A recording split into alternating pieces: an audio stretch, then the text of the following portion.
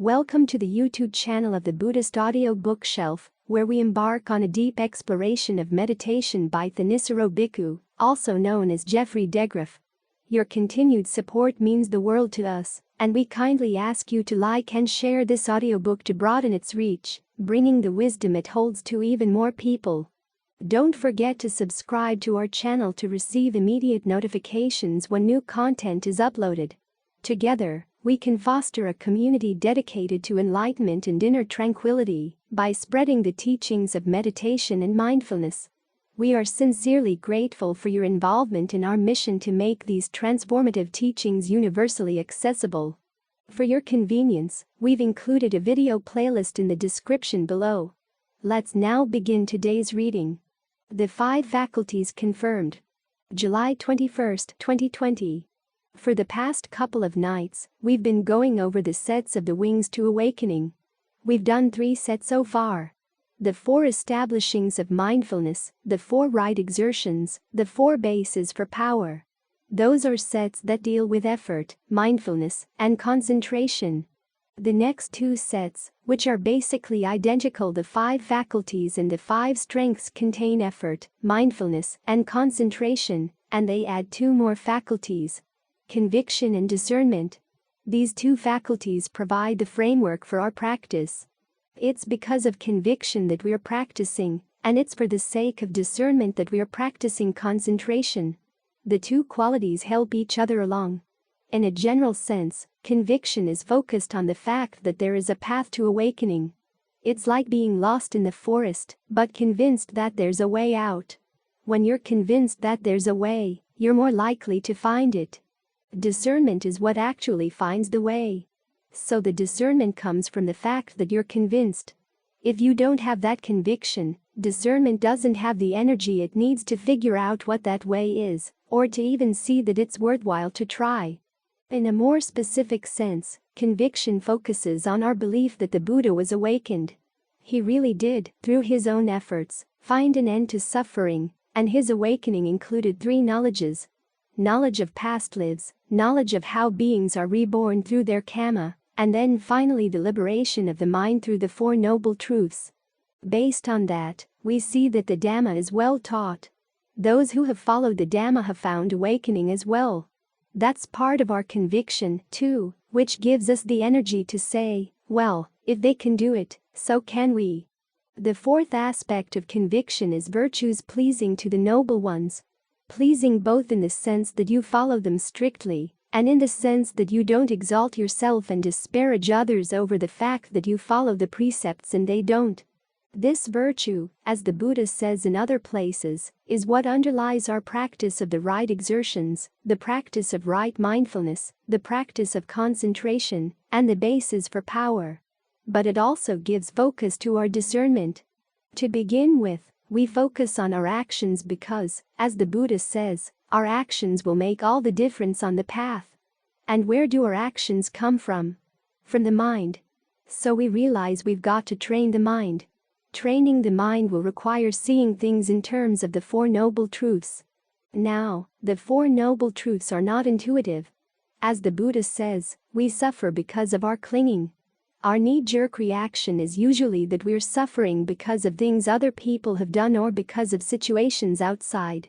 Or we may say that we're suffering because we ourselves are bad people. Our nature is inherently bad, so we deserve to suffer. Those ideas the Buddha says to put aside. We suffer because of an activity we do, and it's an activity that we can learn how not to do, regardless of how long we've been doing it.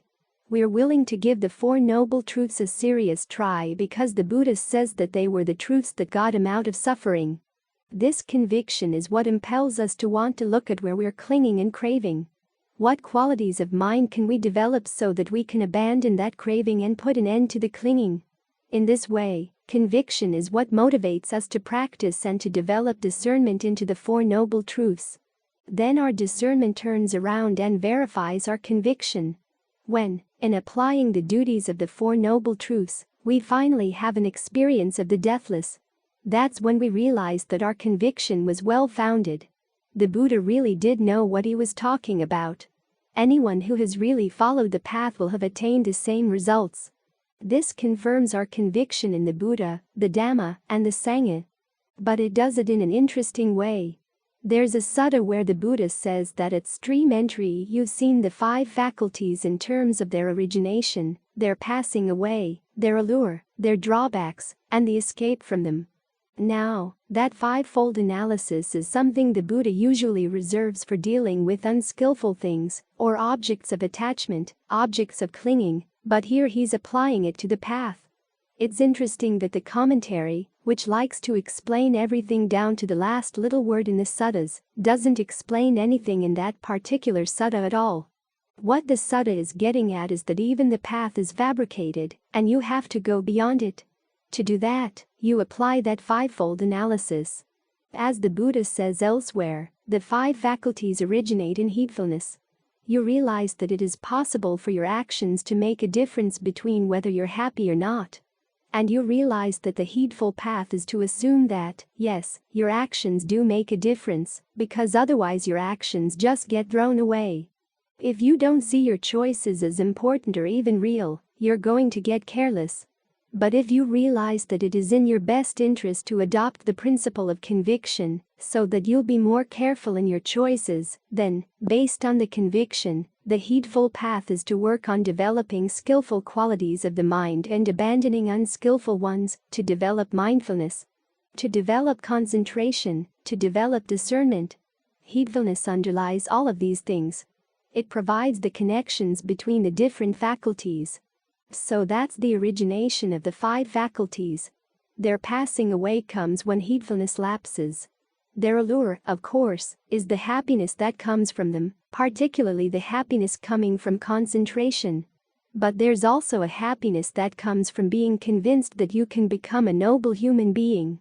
As you sense that nobility developing through your right efforts, you see that you're developing a fund of knowledge that you can apply to develop skillful qualities to a greater and greater degree. You can remember the things you've learned from the past, and your discernment allows you to let go of things that have been weighing down the mind. This is all going to be part of the allure of the faculties as your practice. Of course, the drawbacks of the faculties lie in the fact that they're fabricated. They have to be maintained. So when you see their limitations, that's when you're ready to go beyond them, but you're not going to see their limitations until you've mastered them and seen how far they can take you. Seeing that their limitations outweigh their allure, you gain dispassion for them. When you escape from conviction, from persistence, from mindfulness, from concentration, from the discernment through that dispassion, that's when you realize these qualities really do lead to the deathless. You have no more need for conviction, because your conviction has been confirmed. So this is why we practice these faculties. They are means, not an end, and the Buddha is very clear about the fact that they're means. They show their true value partly as you practice, because they do have that allure as you're practicing. But they show their ultimate value when you go even beyond the allure. You get to the escape. The Buddha illustrates this with the image of an elephant hunter looking for a bull elephant in the forest. He sees large elephant footprints, but he doesn't come to the immediate conclusion that they must be the footprints of a bull elephant, because there are dwarf females with large feet. But the prints look promising, and the heedful path is to follow what looks promising. He follows them and sees scratch marks up in the trees. Again, he doesn't jump to the conclusion that these must be the scratch marks left by a big bull elephant, because there are tall females with tusks. Still, the marks look promising, and the heedful approach when something looks promising is to follow it through. The hunter finally gets to a clearing where the big bull elephant is standing, and that's when he knows. This is the elephant I've been looking for. Now, in that analogy, the 5 faculties are the footprints, and the heedful thing to do is to follow them. They will be confirmed when you gain the escape from them. Seeing the elephant in the clearing corresponds to stream entry, because that's when the 5 faculties show how truly helpful they are. There was one point where the Buddha asked Ven Sariputta, who at that point had become an arahant, "Do you believe that the 5 faculties lead to the deathless?" And Sariputta said, "No." He said, "I don't believe. I know.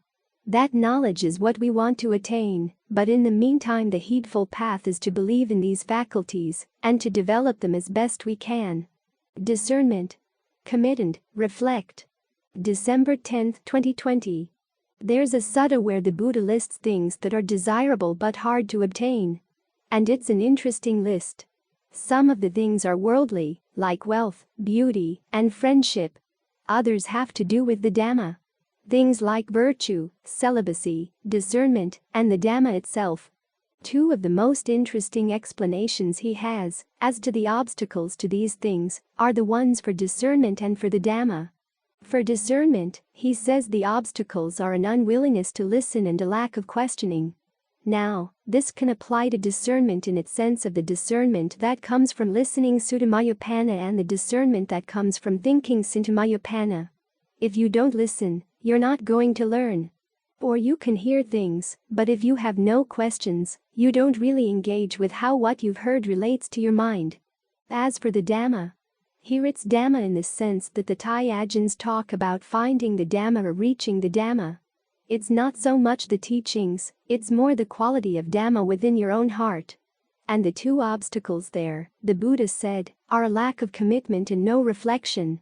In other words, if you don't do the Dhammas, that's one of the meanings of Dhamma, by the way, an action.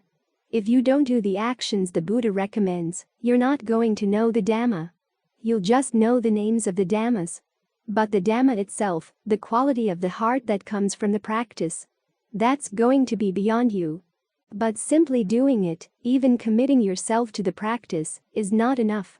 You have to reflect on what you're doing. Remember the Buddha's image to Rahula when he first taught him about the practice. Look at your actions as you'd look into a mirror. Because your actions reflect your mind. Of course, the mind is where we have to look anyhow. So you need to have this quality of reflecting back. When you think of doing something, what's the intention? When you've done something, what were the results? Were they in line with your intention? What could be improved? It's this ability to reflect on your actions. That's where you're going to learn the Dhamma, especially the Dhamma that's really going to be useful.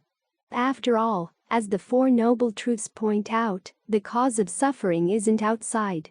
It's not in sights, sounds, smells, tastes, tactile sensations. It's not in what other people do or don't do. It's in what your own mind does or doesn't do.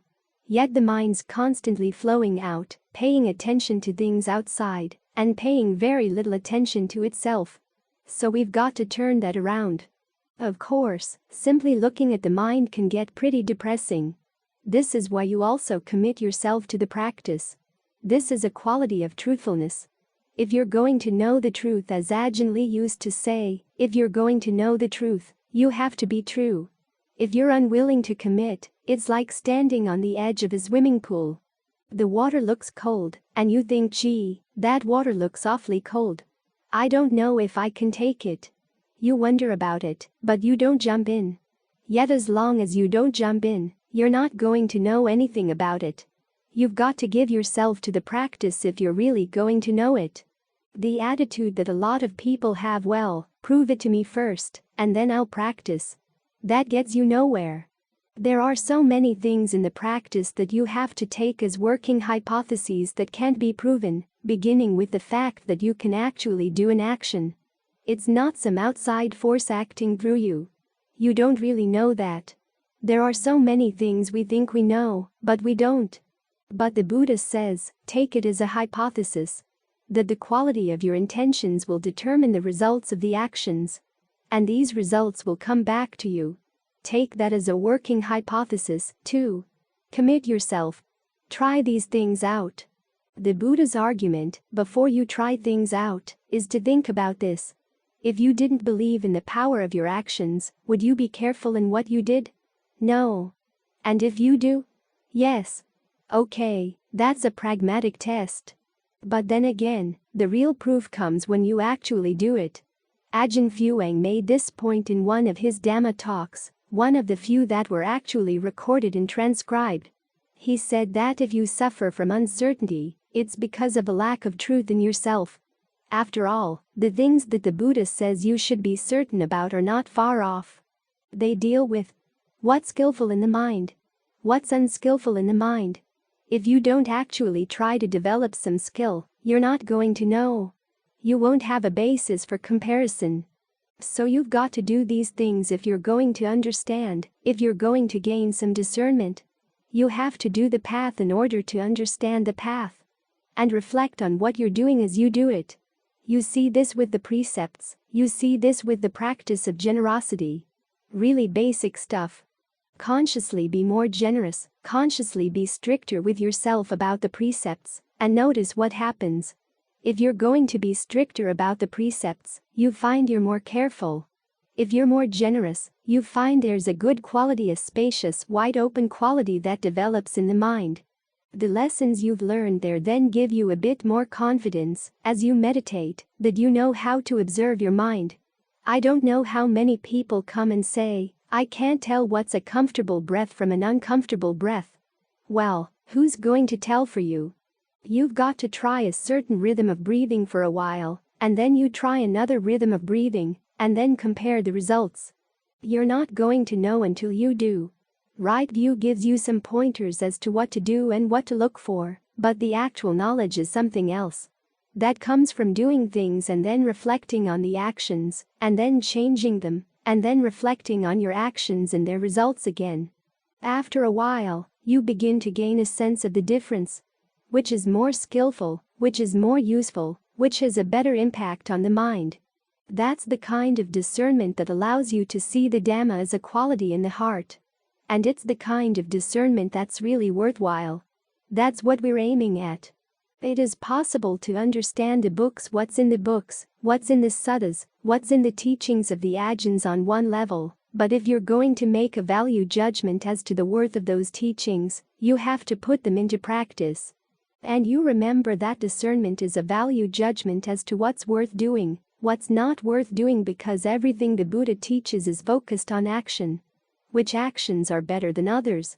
After all, as you see your actions, you begin to see the mind in action. And you catch yourself here in the midst of things I want to do, I can find some stress. And I can detect the causes for stress. Do I still want to do them? If you don't see an alternative, you'll stick with what you're doing, regardless. But when you start seeing that there are alternatives, then your discernment develops.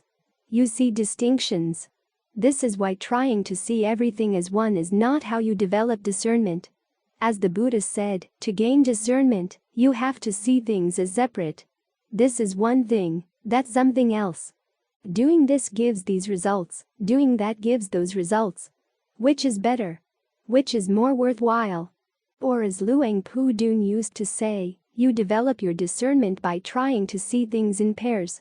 Have something to compare. I have a student who teaches software design. He said one of his most effective lessons one time was when he had a student who wrote what he called ugly code. He had to give the student a sense of how ugly it was, so he pulled out a piece of code that was designed to do basically what the student's code was designed to do, but in a much more elegant way. And it was because the student could see, okay, these two things were aiming at the same purpose, but they went about it in a very different way, and one was obviously superior. The student really began to improve his skills. It's when you see things in pairs, when you have something to compare in your actions, that you learn. You commit yourself to doing one thing, you commit to doing something slightly different, and you reflect. That's how you get the kind of discernment that comes from developing Bhavanamayupana, which is the discernment that's going to make a difference in your mind. This is the strength of discernment that develops on the strength of conviction. Without conviction, you're not going to commit. When you have conviction, persistence, mindfulness, concentration, all these things come together to make your discernment strong. Then the discernment turns around and solidifies those other qualities, because you begin to see things for yourself. You're taking them not just on faith or because you believe in them. It's because you've seen them. You move from right view to right knowledge. And the knowledge is what makes the difference in the mind. Some people talk about how they're going to cut the fetters and get to stream entry. But it doesn't work that way. The fetters are not something you can cut through an act of will, because there'll be something hiding behind that act of will. But when you've had your first glimpse of the deathless, when you know it's for real, then you come back and everything else looks different. It's that glimpse, the seeing, that cuts the fetters. It's the seeing that makes a lasting difference. And where does that ability to see come from? From committing yourself and reflecting, asking questions about what you've done. So keep these two principles in mind. They're the nutriment for your discernment that makes it strong. Concentration. A balancing act. December 9, 2020. Concentration is one of the 5 strengths. And of the strengths, it's the one most explicitly compared to food. It's food for your mind, food for the other factors, the path. So how do you make it nourishing and strong? That depends both on what you bring to it and what you're doing as you try to get into concentration. What you bring to it, of course, is conviction that this is a good thing to do. There are 2 ways in which that conviction plays out. One is to give you a sense of samvega. You think about what happens if you don't have concentration, if you don't make your path as strong as possible. Ajahn Lee talks about the various contemplations you can engage in to develop a sense of samvega that'll help the mind to settle down. Developing samvega is basically a way of preparing the ground so that when you're focused on the breath and anything else comes up, you will have already seen through it. You will have developed the attitude that it's no place you want to go back to. This is one of the functions of the contemplation of the body. You go through the 32 parts and you realize how much of your life revolves around meeting the needs of the body, how much those needs run your life. And then what does the body do? It gets sick. One of the contemplations goes through all the different diseases you could develop. Every part of the body has a disease that it could develop into. As Ajahn Funs says, the disease is already there, the potential is already there, just waiting to come out. Right here we have this nest of diseases, yet we're so attached to it. You have to ask yourself, isn't there something better? That's one way of giving rise to a sense of samvega. You can just look at the world around you. There seem to be periods of light and then periods of darkness, then periods of light and darkness. The light never establishes itself fully. After all, this is a mixed karma bag that we've got here in the human realm. You can try to find a better realm than this, go up to the heavens, and you can stay there for a while, but then you come back down. When you get up there, you tend to get complacent, you tend to get lazy, and you develop bad habits. As I've said many times before, samsara is like a sick joke. You work really hard to work your way up, then as you get higher up to enjoy the rewards of your hard work, you start developing habits that will pull you back down again. There's got to be something better. So that's one way of inducing the mind to really want to focus here. To say, there's got to be a way out. The other way is to give rise to a sense of joy. The Buddha talks about seeing your mind as it develops. You begin to see that as you've been practicing, unskillful habits have fallen away. You are making progress. You look around you. You're associating with people who are observing the precepts. It's a conducive environment. The people around you are trying to be good people. That realization gives rise to a sense of joy. From the sense of joy or gladness, the mind begins to calm down. As it calms down, it can get into concentration. Both of those approaches, the samvega route and the joy route, are based on conviction that your actions really do make a difference. We can see that, as we work on developing skillful actions, we do really become more skillful. That induces us to want to get the mind to settle down. So you focus on the breath. You try to get the mind in a state where it fills the body. Concentration is sometimes defined as ekagata, singleness of mind. That ekagata is a term with a lot of controversy around it, as is the term samadhi, which we translate as concentration. Eka means one. Aga is sometimes translated as point, which makes it sound like you're trying to get the mind to one point. But that doesn't fit in with the Buddha's descriptions of what he's trying to get you to do. He talks about a full body awareness. The word aga can also mean gathering place. You have one gathering place for the mind. That does fit in with the images. You gather your mind around the breath. All your thoughts, all your directed thoughts, your evaluation, your perceptions, your attention, your intentions. Bring them all right here. You might think of them as concentric circles all centered on one place.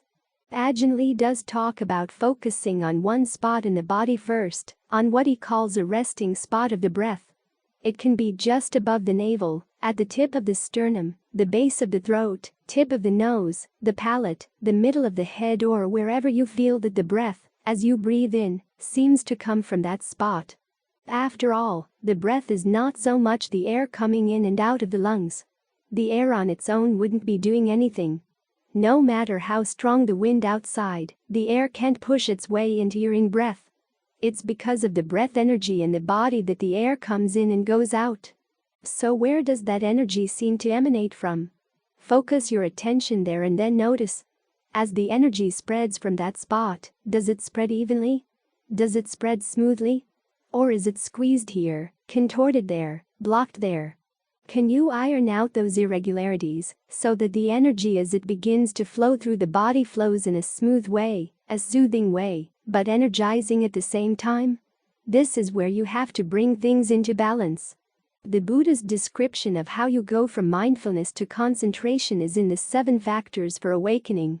You start with mindfulness, then you read your mind. Does the mind need gladdening?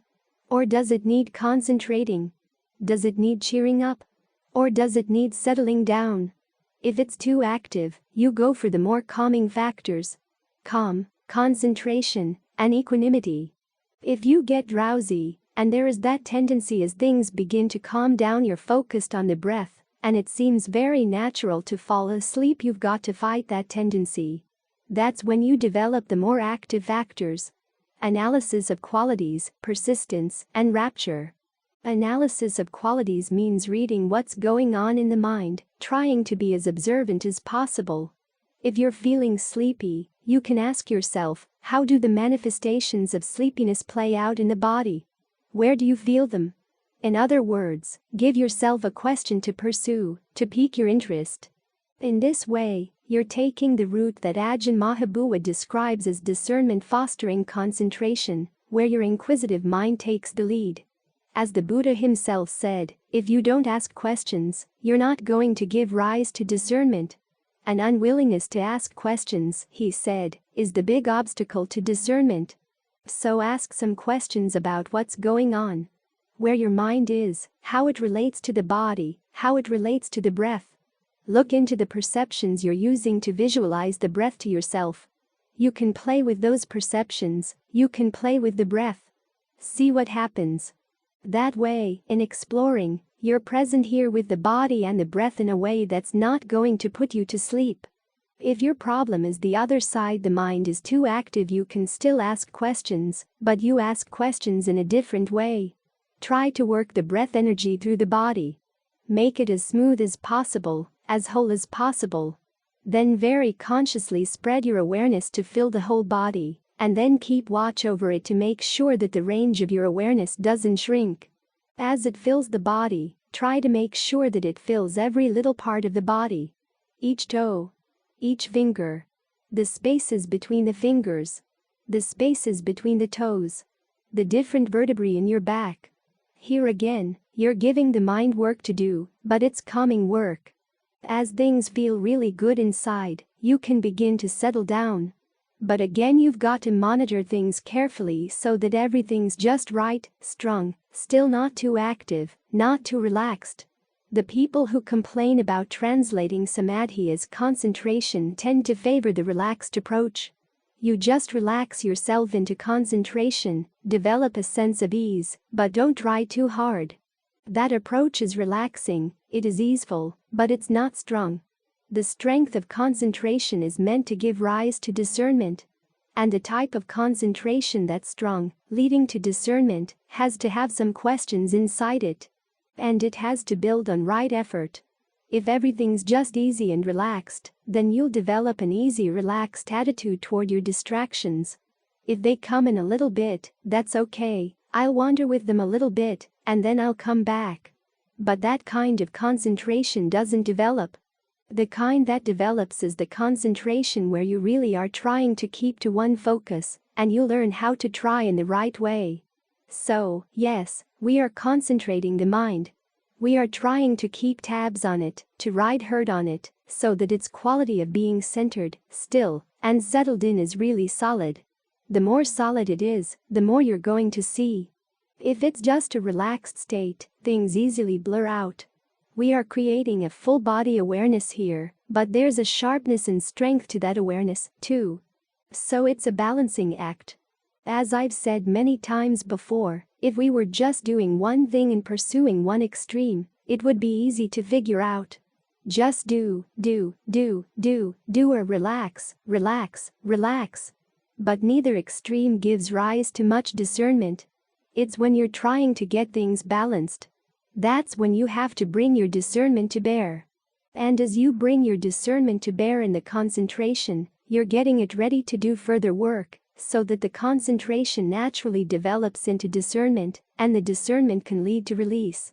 This is why the Ajahns often like to talk about how you can't draw a clear line between concentration and discernment. You can emphasize one at one point in your practice, and the other at another, but they both have to be there. So work on bringing things into balance. It's when the concentration is balanced that it, together with discernment, becomes really nourishing and strong. Mindfulness. Get with the program. December 8, 2020. Mark Twain tells the story of when he was learning to be a steamboat captain on the Mississippi. They had taken off from New Orleans, heading up to Memphis, and after the first day, the captain asked him, "Okay, tell me each bend in the river that we went through. Where the sandbars were, where I had to stay close to the shore, where I had to stay away from the shore." Mark Twain was taken aback. He hadn't been expecting that he'd have to memorize that much, in that much detail. But as the captain said, if you don't know each bend, you're going to get into trouble. And it's the same with mindfulness. You have to remember each bend of the mind. Because after all, you've got a program. And to get with the program, you have to notice which things work with the mind and which don't. The program, of course, is right effort, or the strength of persistence. Preventing unskillful qualities from arising, or if they do arise, learning how to abandon them, trying to give rise to skillful qualities, and once they're there, trying to develop them as far as you can. We're not here simply to sit on the deck of the steamboat, watching the riverside go by. We're up behind the steering wheel, directing our minds. And we're learning, as we go through this process of trying to get with the program, how to wrestle the mind down when it's unskillful, how to encourage the skillful qualities when they seem very small. When you've discovered something that works, it would be a shame to forget it. Otherwise, you have to keep on reinventing the Dhamma wheel every time you act, every time you meditate. And you don't get to turn the wheel very far. So we have to strengthen our mindfulness, our ability to remember. We do that by giving the mind a few landmarks. The Buddha starts with what he calls the body in and of itself. And in the context of the body, he starts with the breath, because it's your anchor in the present moment. You're going to be watching the mind in the present moment, so you need to have something to help keep you here. The breath also acts as kind of a landmark, because it's right here at the breath that you begin to notice skillful or unskillful qualities arising. So you don't want to leave this frame of reference. The closer you stay to your frame of reference, the easier it's going to be to remember the things you need to remember. So the breath is always in the present moment. Its other advantage is that it has no meaning at all. It's just in and out, and it can be comfortable or uncomfortable, but that's about it.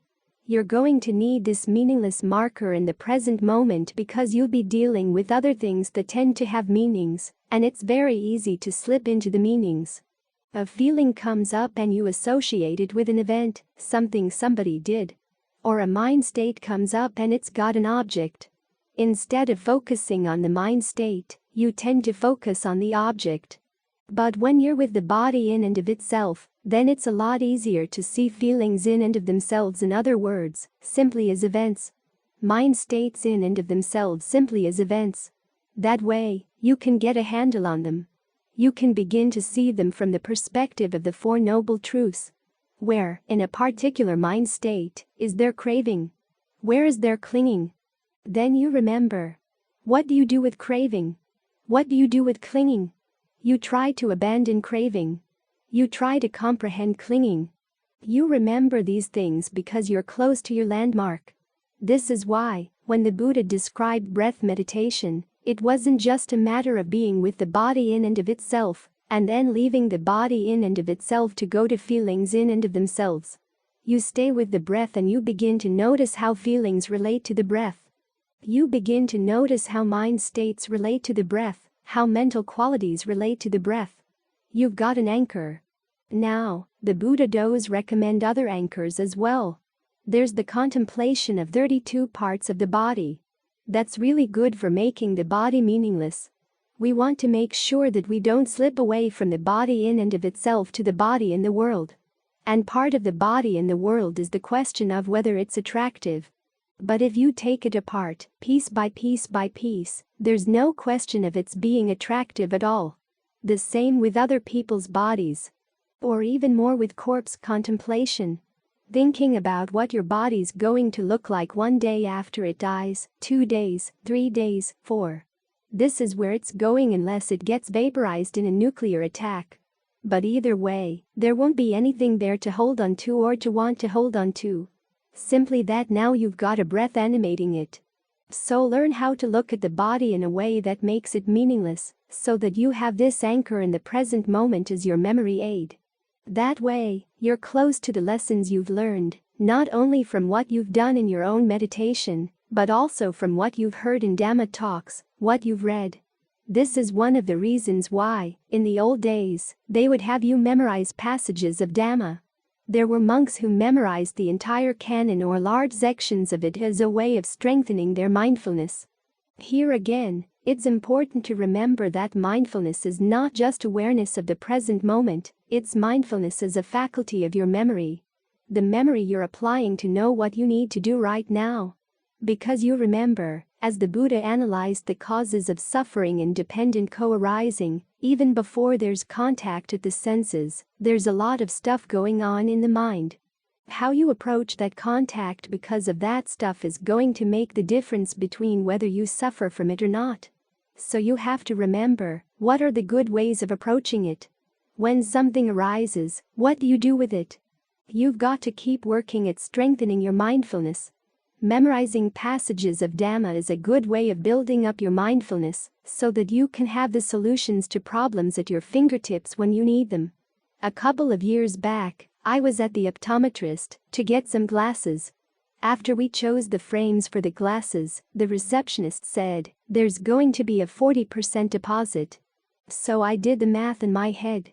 And as the receptionist was reaching for her calculator, I told her what the amount was going to be. She said, "Oh yeah, your generation is like that. You have that in your head." Well, it's good to have things like that in your head, because you never know when you're not going to have other things to help you from outside.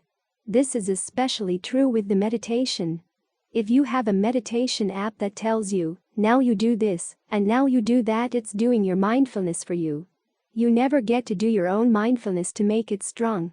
There's always the question of whether you can trust the app, and what's going to happen to your own mind if you can't remember lessons you need to apply. So work on strengthening your mindfulness. After all, the Buddha said that it's one of the 5 strengths. This is why it accompanies strength of persistence.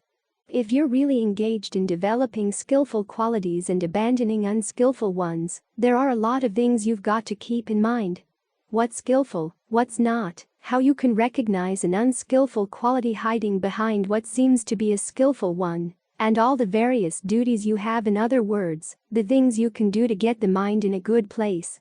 That's the program.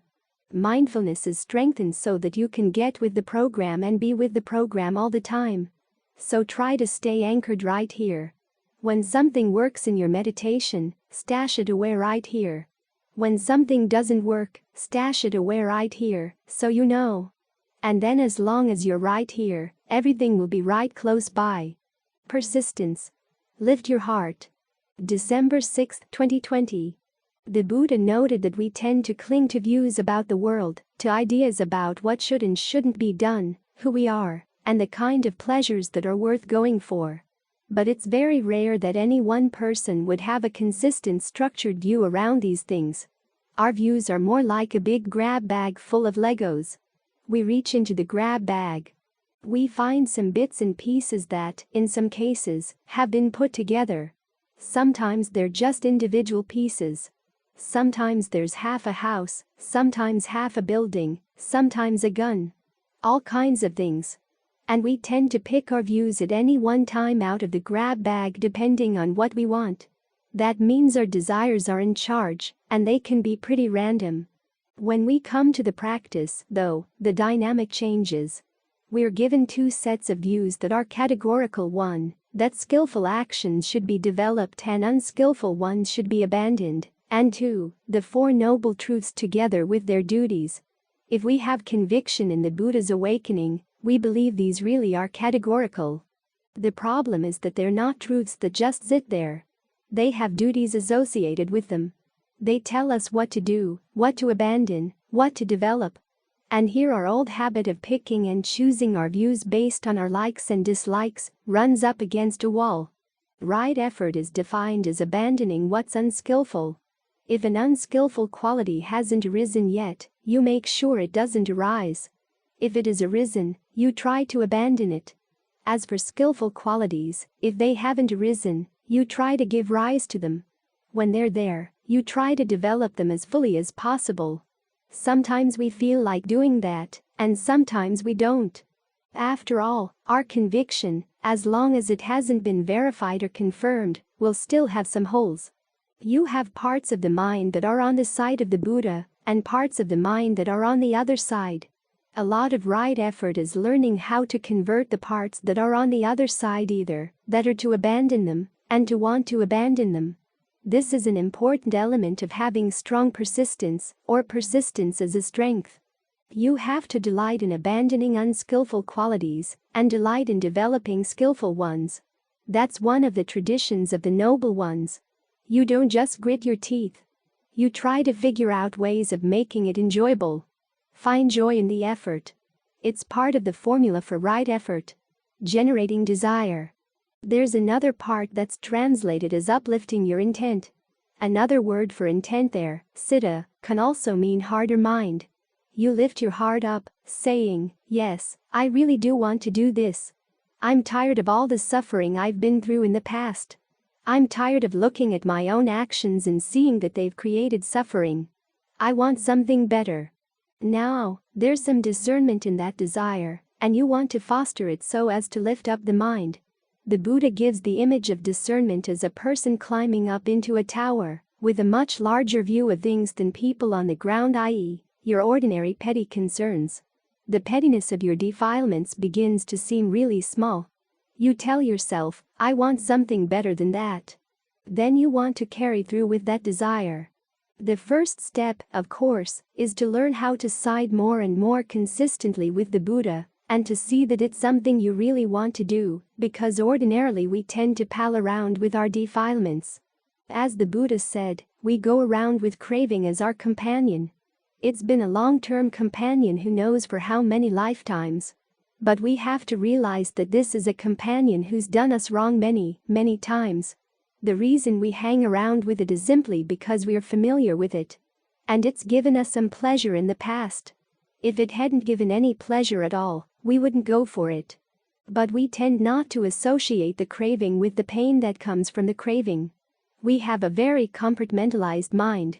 The pain that comes is something separate.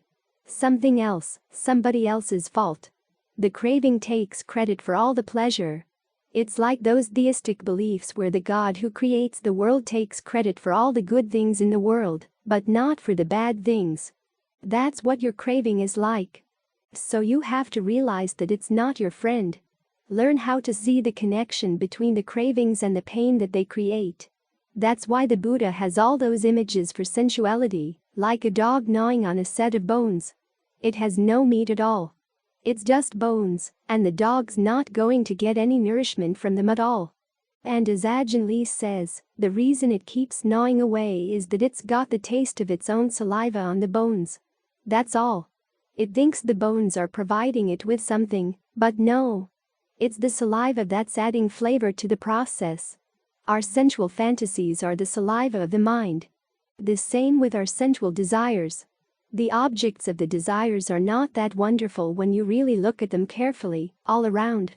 But we don't look at them all around. We look at them on one side. And then the saliva of our desire, the saliva of our lust, and the saliva of our cravings give it some flavor. If you realize that's all it is, you begin to say, I want to get out of that. I want to get out of that oppression. Go down that list of the different images the Buddha gives. The person carrying a torch, and the wind is blowing the flame back at him. The hawk that's got a piece of meat, and all these other hawks and crows and other raptors come to fight it to get that piece of meat. A lot of sensual pleasures in the world are like that. They require that you fight other people off. So learn to look squarely at these things. As the Buddha said, see the drawbacks of sensuality, see the degradation, anything that will help you change your mind about which side you're on. This will be an ongoing process because the mind will keep switching sides, going back to its old friends. You've got to get quicker and quicker at recognizing what's happening and which parts of the mind they all have your voice are the ones you can trust and which ones have just learned how to imitate your voice. When you see this clearly, you can change your allegiance. This is where the other part of the learning how to stick with the duties of right view comes in. And that's learning how to find some joy in doing the practice as with generosity, trying to figure out new ways of being generous. If your mind likes to be creative, that's a good place to look. Of the various parts of the path, that's the one that allows the most leeway in terms of your creative ideas, of what would be a good thing to give to whom at what time. If your imagination wants an opportunity to run around, let it run around with that. Learning how to think about new ways of being generous or taking joy in the precepts, and learning how to hold by them even in difficult situations, taking it as a challenge, realizing it's not simply a matter of following rules. You have to realize that virtue is a skill. There are times when you have some information. Someone else wants it, and you know they're going to abuse it. How do you not give them the information, and yet not lie? That's a good challenge. You've got some inconvenient animals in your hut. How do you get rid of them without killing them? Take that as a challenge. The part of the mind that's up for the challenge. That's the part that you want to lift up. You lift your heart, you lift your mind to really want to follow the duties of right view, because that's what right effort and the strength of persistence are all about. Then when you come to the meditation, here's another area where you can learn how to play. You've got the breath. And you can do all kinds of things with the way you breathe. Think of it as like learning a musical instrument. You go into your room. You shut the door. Say it's a guitar. You play it. At first, it doesn't sound all that good. But then you listen, and then you change the way you play. Then you listen again. You change the way you play. You find you get better. Then you listen to other people who are really good at it to get an idea of what some of its possibilities are. You learn how to imitate that. Then you learn how to strike out on your own. The important principle here being that you enjoy the challenges that come as you try to get better and better. Think about Ajahn Lee working with his breath. Someone was commenting the other day on how Ajahn Lee was very unusual. He'd go to India and he would learn. Of course, his way of learning was to look into his meditation. How is it that these yogis can lie on beds of nails? How can they stand on one leg out under the hot sun for hours? What are they doing? He meditated for a while. The message came that they were working with their breath energy. He said, well, can we use the breath energy to help with the Buddha's path? As I said, he wasn't above learning from anybody who had something good for him to learn. Then he played with it on his own. When you read the steps in Method 2, those are ways of dealing with the breath energy that he had learned when he'd had a heart attack up in northern Thailand. As you read some of his other Dhamma talks from later years, you find that he had other ways of dealing with the breath, sometimes just the opposite. In Method 2, he says to get the breath energy going from the neck down the spine. In other places, he says to start with the breath energy in the soles of your feet and have it come up the spine, the point being that your breath needs are going to be different from one day to the next. So you learn how to play with them. One of the images he uses, he probably borrowed it from the canon, is the image of the cook who tries to please his or her master by finding different ways of fixing the food and taking joy in that. You've got a picky mind that has trouble settling down? Okay, find something to please it. What can you figure out that the mind would like? And what kind of challenges does it find interesting or engaging? Sometimes it's simply a question of which direction the breath should go, or where it enters the body. Other times it has more to do with the whole issue of perception. When you feel tension in some part of the body, is it really in that part of the body, or is your mind lying to you? Is your picture of your body all scrambled? Try thinking of it in other ways. Often I've thought I had a pain or tightness in my chest, but it really wasn't in the chest. It was actually in the back. Or something that seemed to be in the back was actually in the stomach. You're going to discover things like that only if you play with your perceptions. Turn them around. Turn them inside out, upside down. And find some joy in the challenge. It's in this way that you learn how to lift your heart, instead of just rummaging through your bag, trying to find which view will justify what I want to do. The Buddha's already thought out the right views we should take as our working hypotheses. In the case of the mind, what does that mean you have to do? Sometimes it means doing things you don't want to do, or not doing things you do want to do.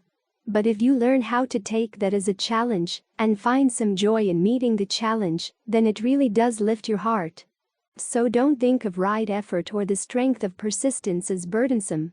Think of it as an opportunity to test your practical imagination and to learn how to side with one consistent view that really is for your true best interest. That way, you'll get to lift the heart higher and higher to dimensions you can't even imagine.